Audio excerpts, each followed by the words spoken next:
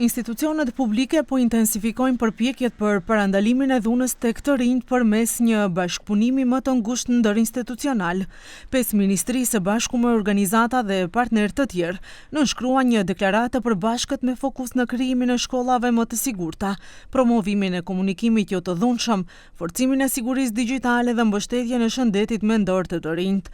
Autoritetet arsimore vlerësojnë se megjithse dhuna nuk mund të eliminohet plotësisht, ajo mund të zvogëlohet ndjeshëm përmes masave të koordinuara dhe ndryshime ligjore që forcojnë mbrojtjen dhe mirëqenjen e nxënësve.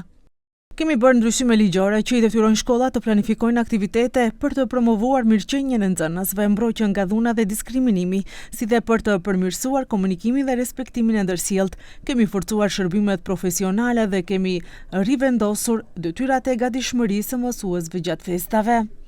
Sipas ministrit për punë dhe politikë sociale Fatmir Limani, qëllimi i institucioneve është parandalimi i dhunës tek të rinjt përmes forcimit të besimit mes nxënësve, promovimit të komunikimit pa dhunë, rritjes së sigurisë digjitale dhe mbështetjes së shëndetit mendor, me synim krijimin e një mjedisi të sigurt dhe respektues për çdo të ri.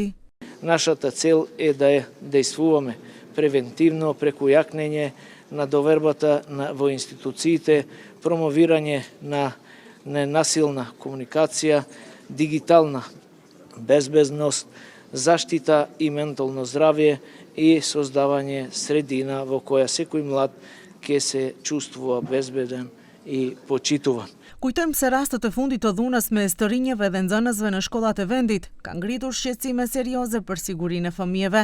Në mesin e incidenteve më të rënda janë keq trajtimi i një 13 vjeçare në Gjorgje Petrov nga bashkëmoshatarët e saj, kërcënimet ndaj nxënësve përmes rrjeteve sociale në manastir dhe plagosja me thike një nxënësi në Hasanbek të Shkupit.